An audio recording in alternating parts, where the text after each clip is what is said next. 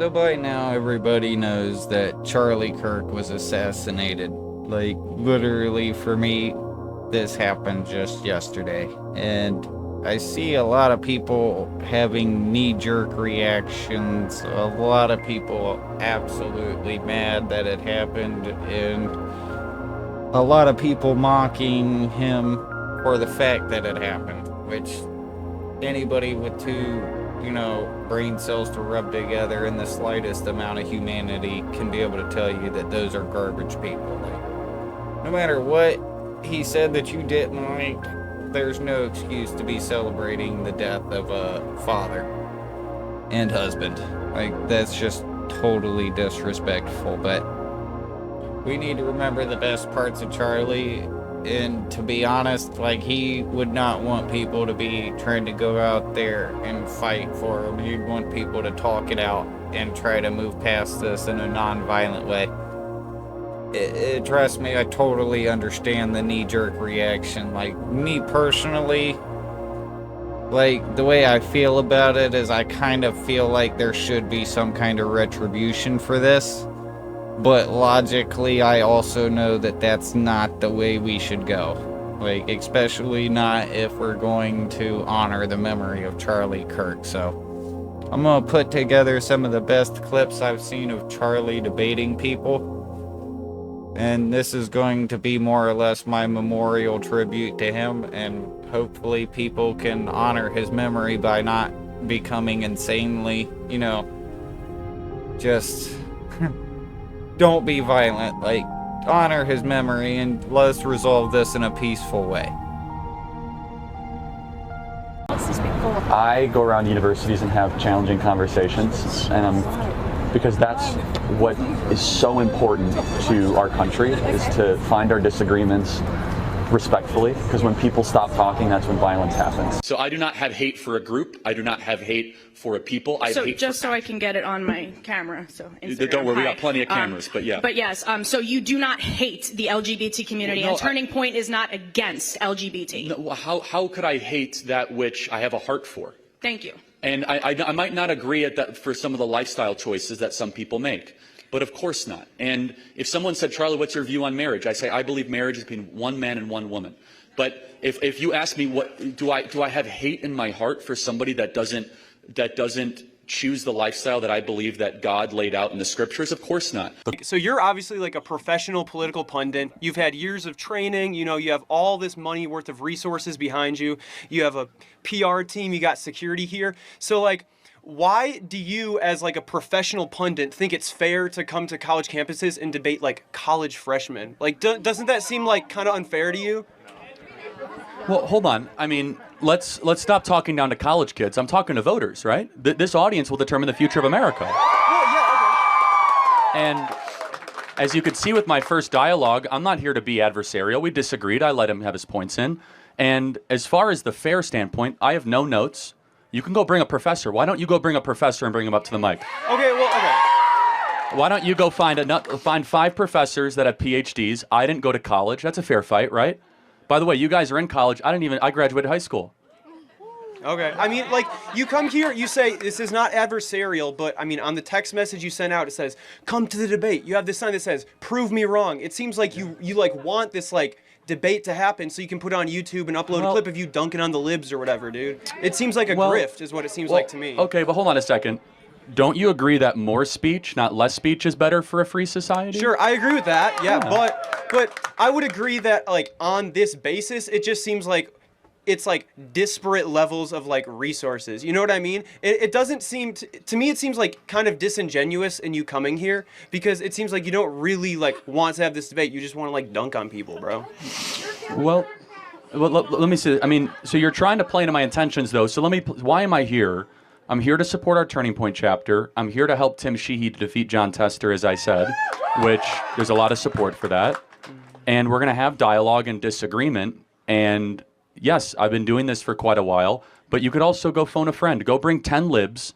You can all have your phones, and you could debate me, and I'll have no notes, and we'll see who wins. In fact, I just debated 25 college kids by myself and actually went pretty well. So, yeah, I mean, I'm not sure what your point is here. This is a free speech event. You could bring whoever you want.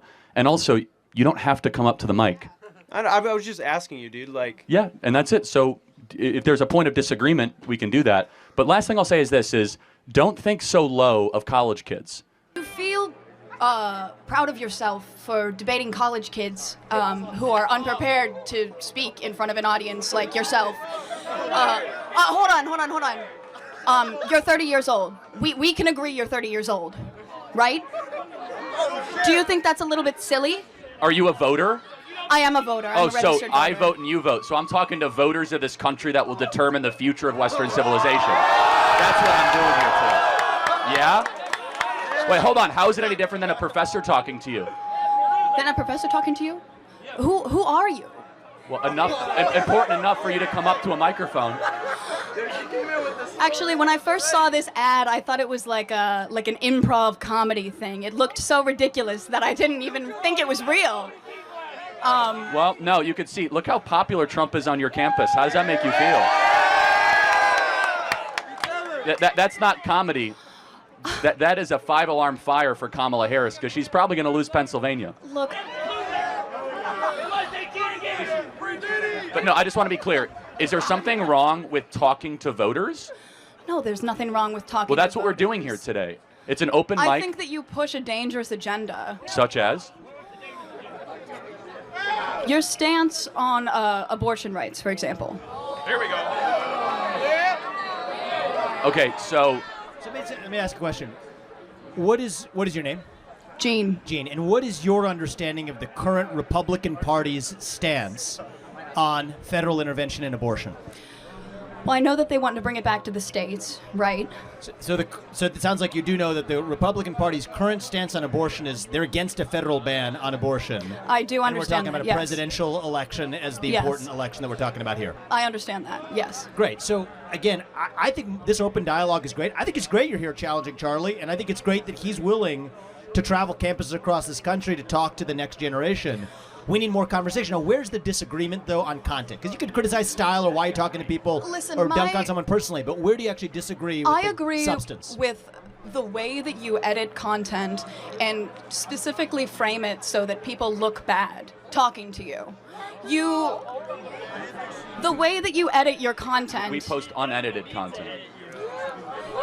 When I hear about like the Haitians in Ohio, closer, yeah, taking over cities, and I mean the thing about eating people's pets, I don't know if that's true. It is true. But I was wondering if you could speak a little bit on that specifically, and I'm kind of torn on the election, so if you could also speak on if we have more instances like that in the future if Kamala Harris gets voted. Yeah, it's a great. First of all, thank you for coming up to the mic. And I want to try to win you over as a liberal for Donald Trump. So you're going to give me a chance, okay? I will, sir. All right, okay. That is a true open mind. So I appreciate that. Number one, we have accepted 5% of the Haitian population in this country in the last couple of years. I have nothing against Haitians. I know some Haitians. We can all agree when you accept 5% of any country's population, in addition to all the other mass migration we have, it's too much, it's unsustainable, and a government must start from this core premise. It must have an obligation to fulfill a better life for its own citizens before it opens its border to non-citizens. It's a very, very basic, fundamental thing. And as I said earlier, everybody in this audience is seeing their future worse off than their parents for the first time since George Washington. That's a big deal. Usually, at least kids are as good, if not better, than their parents, and we have that broken. As far as Donald Trump goes, there are 3 things I want you to think about when voting for Trump. Number 1, home ownership. I imagine you want to own a home sometime in your life, right? Yes, sir. All right, in order to own a home, you would have to make $125,000 a year right now just to be able to get the mortgage. That doesn't count your medical expenses, your student debt expenses, your credit card expenses. When Trump was president, it was $75,000 a year. We were building millions of new homes, incomes were going up. Why is it that the housing prices have gone up so much? Because Kamala Harris and Joe Biden have spent $6 to $7 trillion of unnecessary federal spending, flooded the zone with these trillions of dollars, which have inflated asset prices. Number 2, as a liberal, I imagine you don't like war, right? You don't like endless war. Under Donald Trump, it was the first president in 40 years where we had no new wars. No Iraq war, no Syrian war, no Russian-Ukraine war. Under Joe Biden and Kamala Harris, we have the Russian-Ukrainian war that we've spent $250 billion on. We have the terrible situation in Israel and Gaza. I'm very pro-Israel. We can all agree, though, not a good situation, right? Not favorable. It's just bad. A lot of human suffering, not good to witness. Under Donald Trump, none of that happened. In fact, he brought peace to the Middle East. We had the Abraham Accords, and we had a stable international circumstance. The final thing is the border. Under Donald Trump, the southern border was the most secure it was in American history, with border crossings at an all-time low. Under Kamala Harris, 10 million people have come across the southern border into this country. We have no idea who they are. They're coming into our communities. Crime is increasing.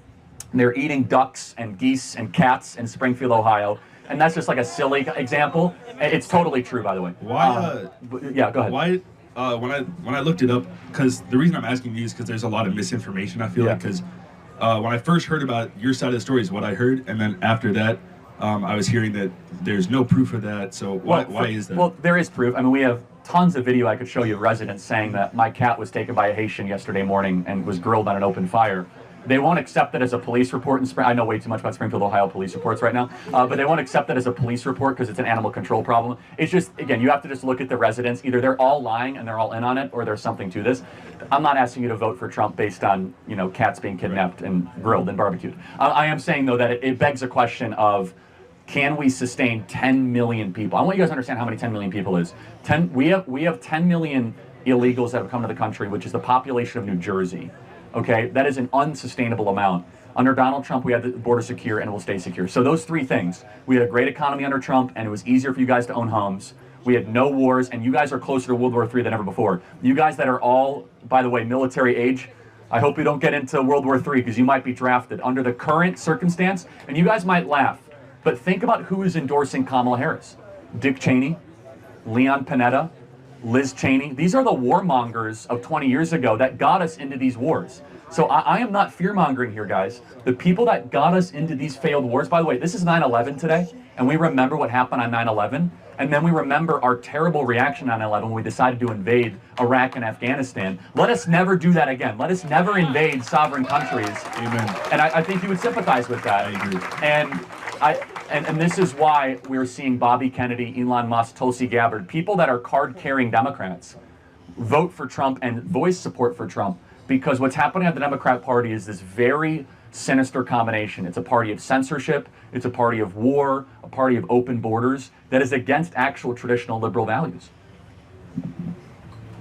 I agree. So which way are you leaning? Can I get a hat? That's a good answer. I love it. Thanks, man. Oh. Hi. About that, well, first question, why can't marriage be allowed with two men or two women? That question got me. Yeah, so I mean, allowed and what it is are two different things. So again, just strictly from what marriage has always been is the idea of two separate parts coming in a union to be able to have, hopefully, a lifelong partnership to raise kids, adopt kids, or have kids, and to become better versions of themselves. It is the attraction of opposites. And so if you want to redefine marriage, that's fine, that's your contention, but I take a classical view of marriage. Based on, what is that based on what? The Bible? The natural law. Is that the Bible? Well, natural law is separate than the Bible, but it's harmonic with the Bible, that's correct. Okay. Because what would you say, what is the purpose of marriage? Marriage is like, I love you, you love me, let's Got it. So let's get together. Can a 25-year-old marry an 8-year-old? No. Why? Because that 8-year-old is not ready. They Got it. So at are some not point, adults. so then let's build out your definition more then. Mm-hmm. Love each other, but also what? What is the purpose? What is the destination of marriage? We are two adults. We love Got each it. other. Fair enough. Okay, we love each other. End of story. Well, let's give me another thing, and maybe I'll add to it. Okay, but is that it? Is it about union, partnership, friendship? I think it's just let's get our taxes good. Let's just get married. I don't think there needs to be some big crazy no, that's reason. Actually, no, I'm not attacking you. I think marriage is holy, and by holy I don't just mean in a religious sense. Holy means separate, meaning it should be elevated, it should be celebrated. It's something that is so above the rest, and you just think it's like a tax advantage, and it's fine because actually most Americans agree with you. Yeah. I think marriage is something where we should drop everything. Wow, two separate parts have just made a lifelong covenant with one another to learn about the other and to grow with each other, and it's difficult. And I think that we've lost that. I mean, I'm Jewish, and like in Judaism, there's the there's like the when you get married, the religious marriage, and then there's the government marriage. Like you have to get married twice, sure. basically. So I think right. what you're talking about is probably the religious marriage, like with a priest. I'm talking about governmental marriage. I'm even talking about government. I'm just saying traditionally our governmental marriage, again, I'm in the vast minority of opinion in the country, this has been the classical view that it's a man and a woman coming together in something sacred and something holy or elevated. Again, that's not... I would say that's just a Christian marriage. It's not necessarily Christian. In Judaism, in traditional rabbinical Judaism, Orthodox, homosexual marriage is not recognized. That is true. So it's not Christian. In Islam, homosexual marriage is not recognized. Okay. So it's not just Christian. Okay. So it's Abrahamic. Abrahamic. All right, we agree. Why do we care if there's no father? I grew up without a father. I feel like I'm doing fine. I'm doing great. I'm in college. Like why are we so towards the father? Why does he need to be there so much? So just looking at, try to answer my question for me. Do you think, what kind of is there any time, and you're being very vulnerable and I appreciate that, when you were growing up, and maybe not, where you said, I wish I had a dad around? My mom says I did wish for that once, at a wishing well. But my mom was great. She supported your mom's me, a hero, provided for sure. me. No, I'm not. There's not a knock on single moms. Right. But was there ever a time maybe where a more masculine figure would have been helpful? I can't really, not off the top of my head. Okay. Like what? Can you give me an example of Yes. when a masculine figure would be helpful when in my life? a boyfriend might have broke up with you, and you didn't want to talk to your mom because she just didn't get it, and you wanted a strong, stable man to say you're beautiful.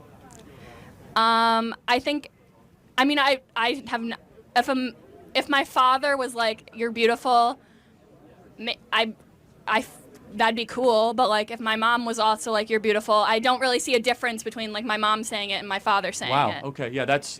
I don't see the world that way, because there's being a father to a daughter, there's a very unique bond between a father and a daughter, where you fall in love again, but not romantic love. You fall in a different type of Greek love, which is called storge, which is a father-daughter love, where you have such affection for this incredible being, and your task is to shepherd that vulnerable, innocent girl through life all the way up until the marriage aisle, to kind of connect the two topics together, right? Wow. Where then you hand it off to another man, because women are worthy of protection. So you're saying like there has to be a man in the woman's life. Not The has woman to. can't be Not- like alone. No, there are exceptions, but it is a beautiful ideal. And when that ideal falls apart, now let's talk about the technical side. In the black community, when fathers are no longer around, crime goes up, poverty goes up. Because you'll understand this less, and a man in the audience who grew up without a father will totally get this.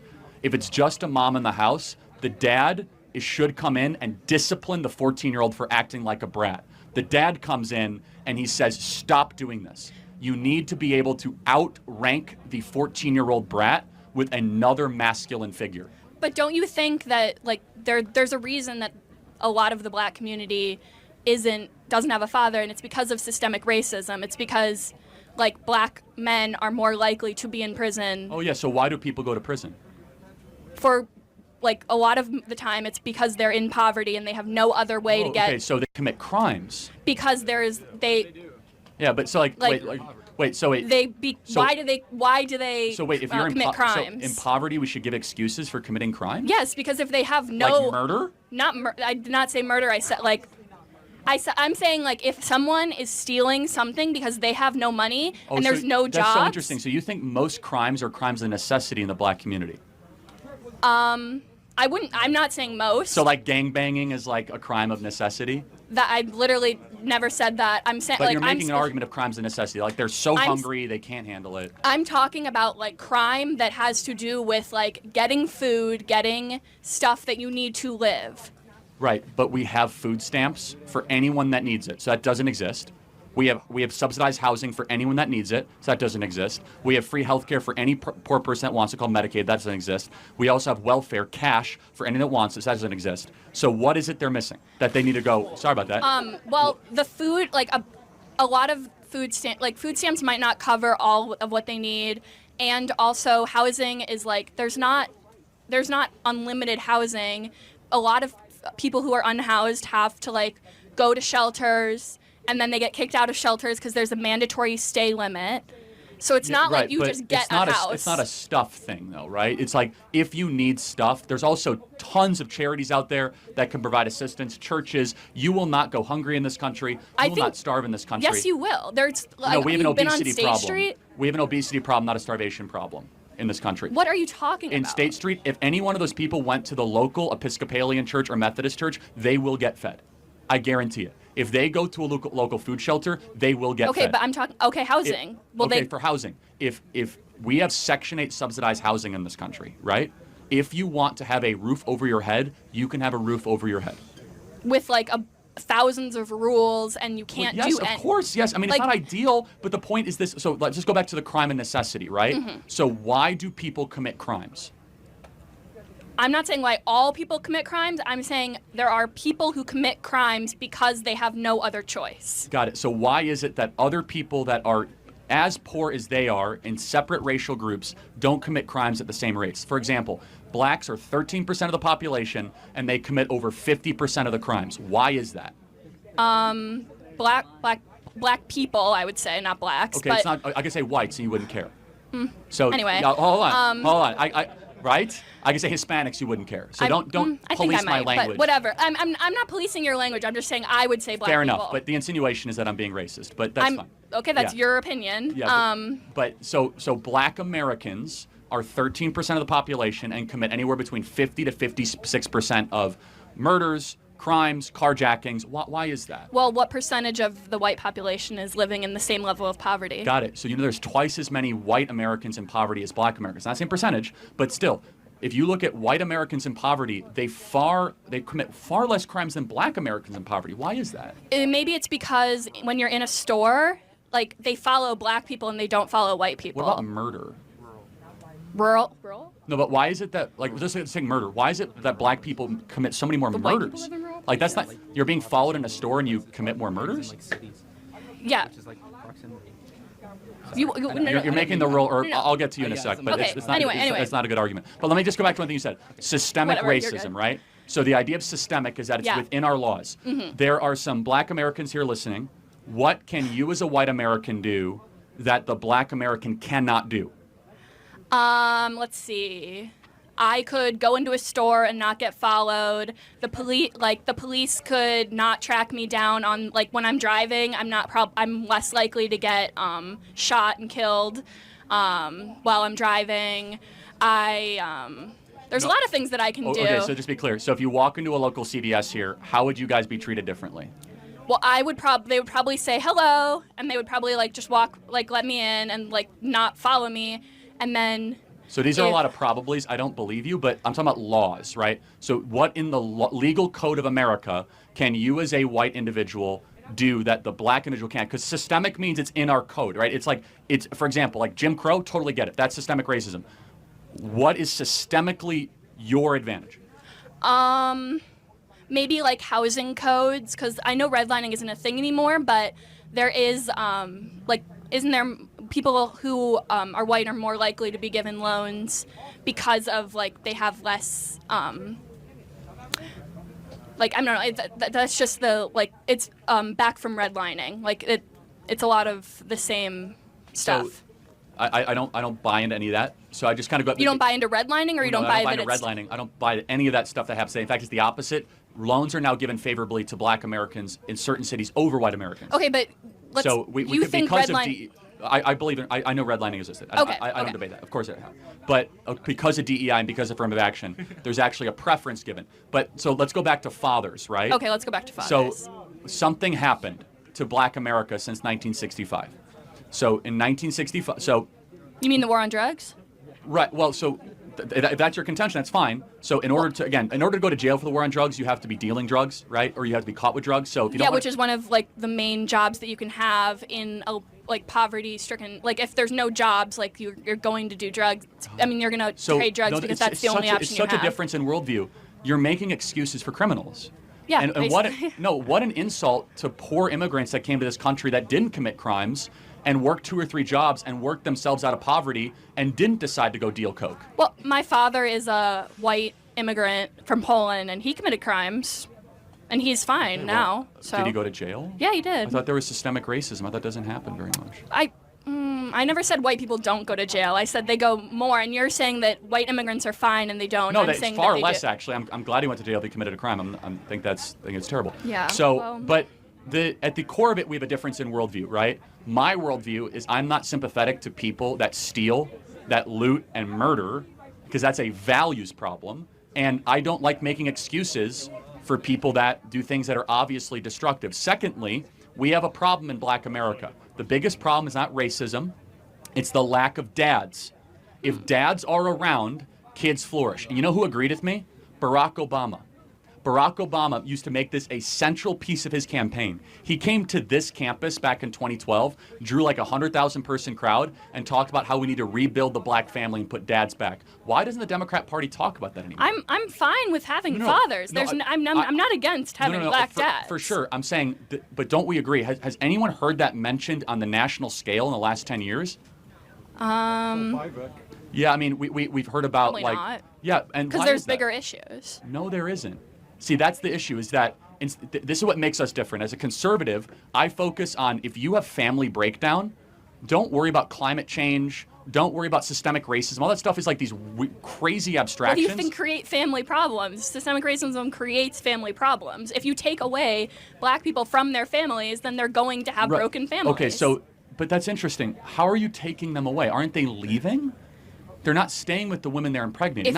So, for example, there 13% of the population is black. Not every single person ends up in jail, obviously, and yet there's huge child abandonment because there's a cultural expectation that is different in Black America than in white America, which is it's okay to impregnate a woman and abandon her in Black America. It's not based on what? What is that based on? That's a good question. Where does it come from? It's just based on. No, I'm saying what is that like your view of Black America? Well, it's not a view. It's true. I mean, don't take my word for it. Look at Thomas Sowell and Shelby Steele that have done amazing analysis on this. It's that in black culture, that is not considered to be a stigma. In white upper middle class culture, for those of you that grew up in Waukesha or Libertyville or grew up in Hinsdale or grew up in Naperville, you guys all know those neighborhoods. If you impregnate a girl, a woman, and you just like abandon her, that's frowned upon. That is a social stigma in upper middle class white culture. And it's not in black culture? No. In fact, it's glorified by the rap culture. It is.